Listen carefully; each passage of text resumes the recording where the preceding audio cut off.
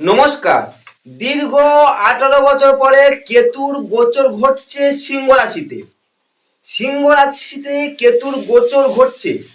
এই কেতুর এই গোচরে মেষ রাশির জাতক জাতিকার জীবনে কি প্রভাব পড়বে?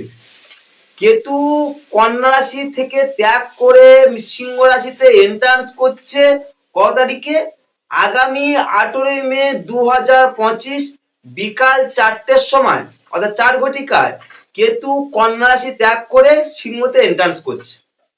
এর ফলে কেতুর এই যে গোচর, সিংহ রাশিতে যে গোচরটা ঘটছে, এর ফলে কি ফল পাবে মেষ রাশি? এই গোচরটা দীর্ঘ 18 বছর পরে ঘটছে। কেন বললাম সুপ্রিয় দর্শক বন্ধু 18 বছর পরে? কারণ কেতু একটা ঘর থেকে আরেকটা ঘরে শিফট করতে সময় লাগে 1.5 বছর, অর্থাৎ 18 মাস।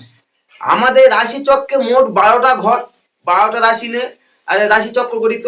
তাহলে 12টা ঘরে, সেখানে প্রতিটা ঘর 1.5 বছর, তাহলে 18 বছর সময় লাগছে। 12 গুণিতক 1.5 সময় 18 বছর। তাই কেতু দীর্ঘ 18 বছর পরে সিংহ রাশিতে। এর আগে কেতু সিংহ রাশিতে এন্ট্রান্স করেছিল 2006 সালে অক্টোবর মাসে। আর পুনরায় কেতু সেই এন্ট্রান্স করছে সিংহ রাশিতে 2025 সালে 18 মে বিকাল 4টের সময়। প্রথমে আলোচনা করি কেতু কে।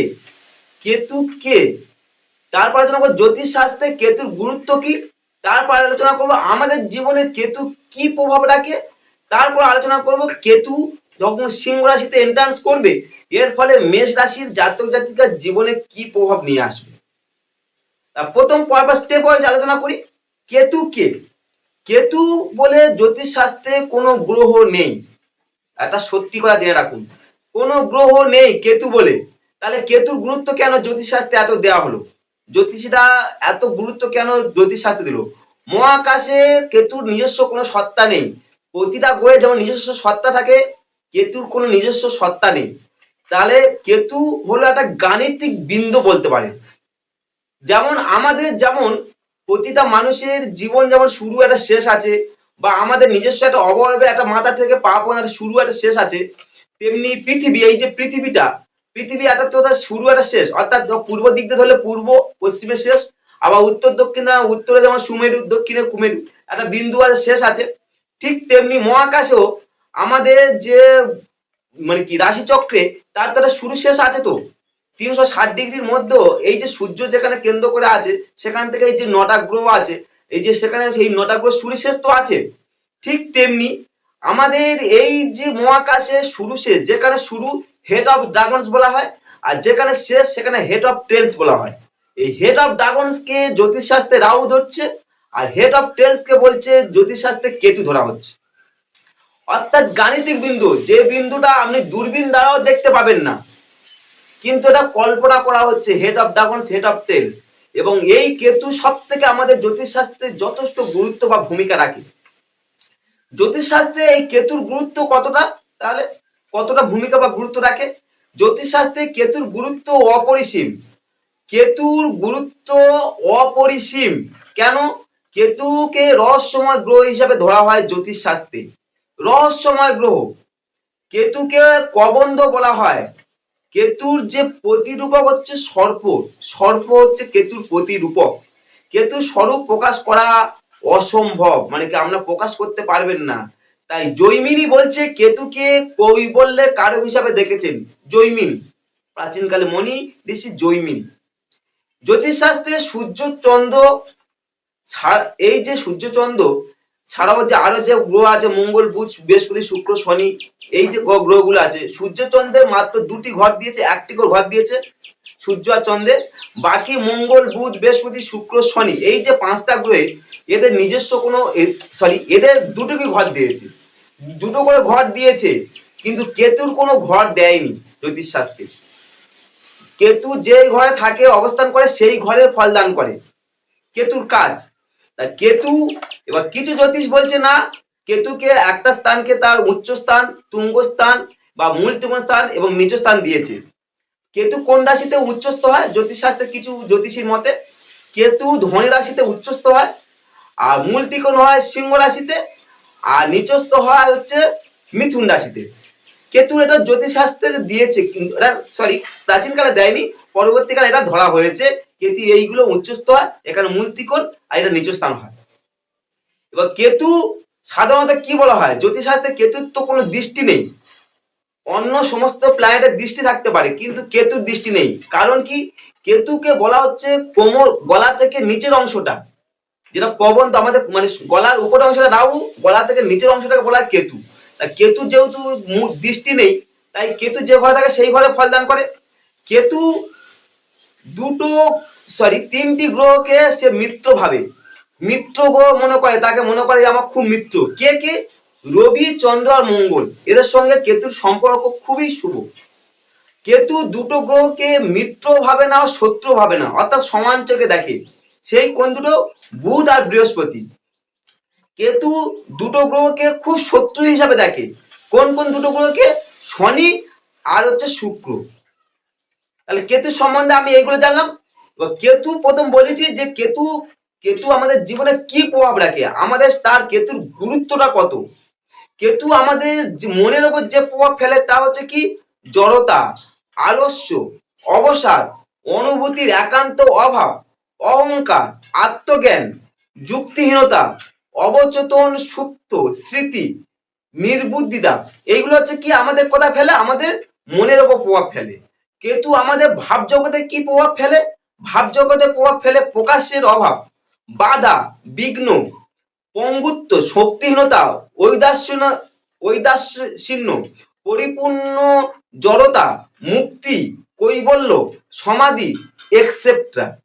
কেতু আমাদের বাহ্য জগতে কি প্রভাব ফেলে? বাহ্য জগতে যে প্রভাব ফেলে, আমাদের আমাদের যে সমস্ত মানুষ দেখবেন উদ্ভিদের মতো জীবনযাপন করে, নট নরন নট চরণ, মানে যা যেমন বলছে তেমন ভাবে চলছে, সেই সব মানুষের দেখবে কেতু খুব স্ট্রং হয়ে আছে তার। কিংবা কোনো জাতক জাতিকা দেখবেন খুব স্বার্থপর হয়ে আছে, সেই সব জাতকের কেতু খুব স্ট্রং। যা কিছু বাধা দেয় বা বাইরে প্রকাশ করতে বাধা সৃষ্টি করে কেতু। এছাড়া গুপ্ত ও গোপনীয় ব্যাপার কেতু নির্দেশ করে। হৃদয়হীন, যাদের যেসব মানুষের মধ্যে কোনো হৃদয় নেই, হৃদয়হীন মানুষ, কেতু যথেষ্ট স্ট্রং হয়ে আছে। গুন্ডা, চোর, রাহাজান এই সংক্রান্ত নির্দেশ করে কেতু। কারণ কেতু যেমন শুভ আছে তেমনি অশুভ আছে। যদি শুভ হয় তাহলে আপনার একটা মুক্তির পথ দেখাবে, একটা কৈবল্য বা মুক্তির পথ দেখাবে, মুক্তির স্বাদ দেখাবে। আর কেতু যদি আপনার জন্মকুষ্ঠিতে অশুভ থাকে, তাহলে জানবেন সেই ব্যক্তি বিষধর সর্প শিশুর মতো হয়ে থাকে। এবার আপনার জন্মকুষ্ঠি কেতু শুভ না অশুভ বিচার করতে আমার সঙ্গে যোগাযোগ করতে পারেন উপরের নাম্বারে, সেখানে আমি আপনার জন্মকুষ্ঠিটা বিচার করে বলে পারবো। তবে যেহেতু আমার বিচার হচ্ছে কেতু সিংহ রাশিতে এন্ট্রান্স করছে 18 মে 2025 বিকাল 4টের সময়, বিকাল 4 ঘটিকার সময়। তা মেষ রাশির এর ফলে জাতক জাতিকে কি ফল পাবে? প্রথম বলি, এই যে গোচরটা ঘটছে, কন্যা রাশি থেকে সিংহ রাশিতে এন্ট্রান্স করছে 18 মে। সিংহ রাশি কে? আপনার রাশি সাপেক্ষে পঞ্চমতম ভাব, পঞ্চমতম ভাব, অর্থাৎ কি কেতু পঞ্চমে যাচ্ছে। কেতুর কাজ হচ্ছে প্রতিটা জিনিসের অবস্টাকেল, মানে বাধা দেয়। এবার কেতু কিন্তু সিংহ রাশিতে শুভ ফল দান করবে। কেন শুভ ফল দান করবে? প্রথম বলেছি কেতু হচ্ছে সিংহ রাশিতে মূল ত্রিকোণ হয়, উচ্চস্তরে বলেছিলাম ধনু রাশিতে, মূল ত্রিকোণ হয় সিংহ রাশিতে। আর কেতুর হচ্ছে সব থেকে মিত্র গ্রহ হচ্ছে সূর্য। তাহলে সূর্যের ঘরে সে কেতু এন্ট্রান্স করছে, এর ফলে কেতু একটা শুভ ফল দান করবে। কিন্তু রাশি সাপেক্ষে, যেহেতু মেষ রাশি সাপেক্ষে কেতু কোথায়? পঞ্চমে। ষষ্ঠে ছিল, পঞ্চমে। ষষ্ঠে কিন্তু কেতু অনেকটা শারীরিক, প্রতিটা মানুষের শারীরিক অসুস্থতা, বিশেষ করে পেটের সমস্যা, অনেক মানুষ ভোগান্তি ঘটেছিল। এবার যখনই ষষ্ঠ থেকে সে পঞ্চমে যাচ্ছে, এর ফলে পঞ্চম স্থানে কেতু কি ফল দেবে? প্রথম বলি, পঞ্চম স্থান থেকে কি বিচার হয়? বিদ্যা, বুদ্ধি, স্বভাব, প্রতিভা, প্রেম, আমোদ প্রমোদ, এগুলো বিচার হয়ে থাকে। তাই কেতু যখন পঞ্চমে যখন এন্ট্রান্স করছে, পঞ্চমে যখন প্রবেশ করছে 18 মে, এর ফলে হৃদয় ব্যাপারে আপনি একটা উদাসীন ভাব থাকবে, আপনার হৃদয় ব্যাপারটা উদাসীন ভাব থাকবে। এই সময় স্নেহপ্রীতির ব্যাপারে আপনার মধ্যে একটা খাপছাড়া ভাব তৈরি হবে স্নেহপ্রীতির ব্যাপারে, কিংবা স্নেহপ্রীতির ব্যাপারে একটা দুঃখ, কষ্ট, জ্বালা, যন্ত্রণা ভোগ করতে পারেন স্নেহপ্রীতির ব্যাপারে। তাই স্নেহপ্রীতি নিয়ে আপনি এই সময় খুব শুভ ফল পাবেন না কেতু পঞ্চমে এন্ট্রান্স করার জন্য। কখন? 18 মে 2025 বিকাল 4টের সময় থেকে। পঞ্চমে কেতু। এবার কেতু পঞ্চমে, কেতু থেকে কি বিচার হয়? বিদ্যা বুদ্ধি, সরি, পঞ্চম থেকে কি বিচার হয়? বিদ্যা বুদ্ধি বিচার হয়। এবার পঞ্চমে কেতু, আমি কেতুকে কি বলেছি? Obstacle of planet. যখন পঞ্চমে ঢুকছে, ফলে আমরা বিদ্যা বুদ্ধির একটা বিভ্রান্তি তৈরি করবে, বুদ্ধির একটা বিভ্রান্তি তৈরি করবে, আপনার বুদ্ধি ব্যাঘাত সৃষ্টি করতে পারে।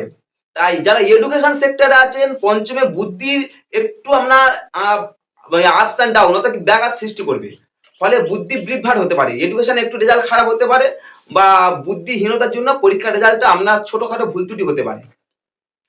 যারা আধ্যাত্মিক জগতে আছে, কেতু পঞ্চমে মেষ রাশির জাতক জাতিকাদের আধ্যাত্মিক সাধনা উন্নতি ঘটাবে, কারণ কেতু হচ্ছে সবসময় নিজের মধ্যে গুটিয়ে রাখতে চায় সর্পের মতো। ফলে আধ্যাত্মিক সাধনা উন্নতি ঘটাতে গেলে কেতু অবশ্যই স্ট্রং থাকতে হয়। তাই পঞ্চমে কেতু মেষ রাশির জাতক জাতিকাদের এই সময় আধ্যাত্মিকের খুব সুফল পাচ্ছে। পঞ্চমে কেতু, পঞ্চম স্থান থেকে কি বলেছে? আমোদ প্রমোদ বিচার হয়। এবার কেতু যখন পঞ্চমে, কিন্তু সেই আমোদ প্রমোদটা সেই অর্থে শুভ দেবে না কাদের? মেষ রাশির জাতক জাতিকা 18ই মে পর থেকে।